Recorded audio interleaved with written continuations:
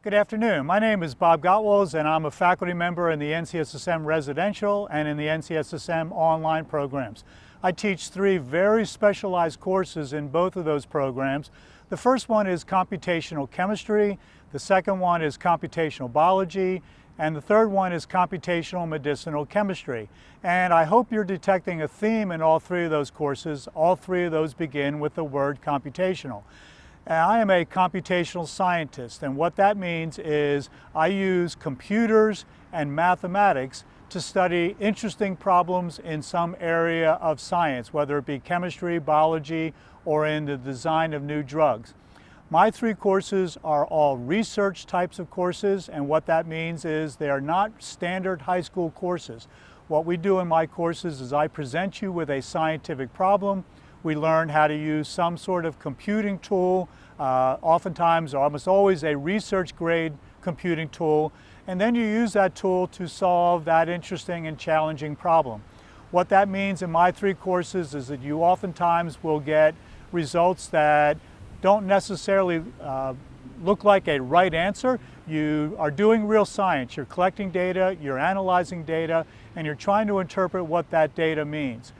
We think we are the only high school in the country that offers courses in computational chemistry, computational biology, and in medicinal chemistry at the high school level. So if you are ready to accept the greater challenge, these are three good courses for you to consider taking. Hope to see you online.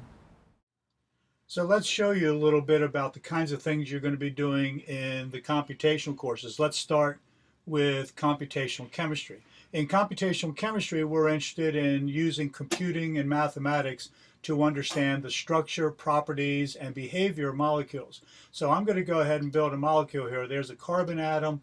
I'm going to put a double bonded oxygen on it, and I'm going to clean this thing up, and that's going to add the hydrogens. This is a molecule called formaldehyde. So that's what we're going to do there. We're going to symmetrize the molecule so you would learn what that means. We'll go to the next window, and you'll see here a couple computational engines like GAMAs and Gaussian and MOPAC. You would learn what all these tools are and which one you would use. You also see some descriptions here like ab initio and DFT and semi-empirical, and you would certainly learn what all of those words mean. If I go to the next window, you would learn about all the different types of calculations that we can do on these molecules, optimizations, vibrational frequencies, molecular orbital calculations, and the like. You'd also learn about all the mathematics that we do to make these calculations and why one would be chosen over another. I've already gone ahead and I did a molecular orbitals calculation on this particular molecule, and that's already been calculated. So here's what the output screen would look like. You get a whole bunch of data that you need to make sense of, and you would learn the significance of all of this notation here. I'm going to go ahead and click on an electrostatic potential here. It's going to calculate for me a pretty picture, and you see reds and blues and greens and yellows, and while those are pretty colors, they also have some chemical significance. Likewise, if I click here, you'll see some different colors. There's a big cloud of red, there's some clouds of reds and blues, and in CompChem you would learn what all of these things are. So that's what we do in computational chemistry. In computational biology, what we're looking at is genetic and genomic data. So here's a set of data, of raw data, and this is data that comes from breeding mice. We'll spend a lot of time talking about mice. And what we're looking at here is we're looking at the blood pressure of mice, and you see a blood pressure there. You see my mice are mostly all male. There's about 250 or so mice in this particular study. And what you now see here for data is some genomic data. So there's a genotype, an AB genotype, an AA genotype. So we look at what all this data means. And then what we're going to do is we're going to use some statistical tools. In this case, we're going to use a program called R to do some analyses of this particular data. So you see the code up here in the top left-hand corner. You would learn how to use this code. You would learn how to write some of this code.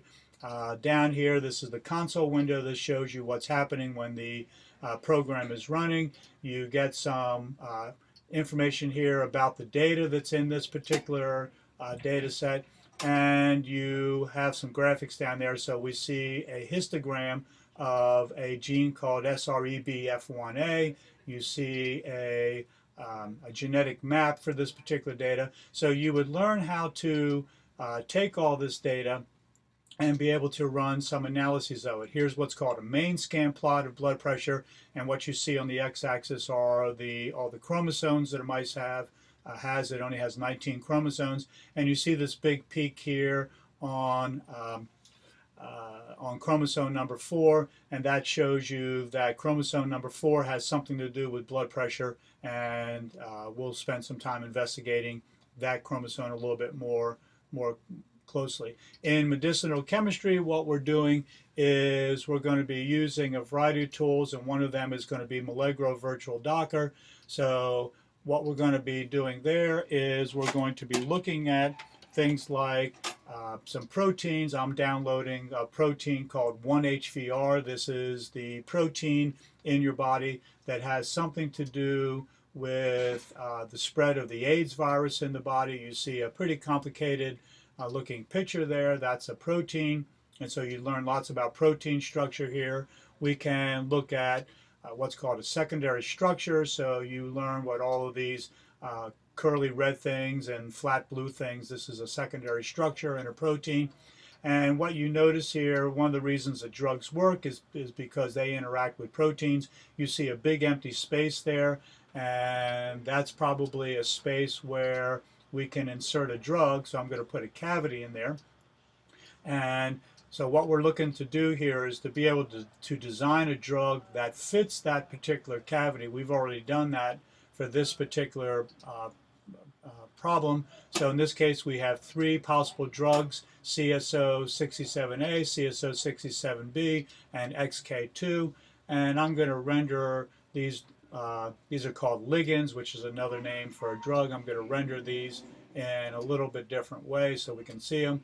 I'm going to go ahead and turn the protein off here, and you can see the 2 of the ligands up here. I'm going to turn them off because the one we're interested in is the XK2. And if I blow that up a little bit, you'll see that that drug fits that cavity very nicely.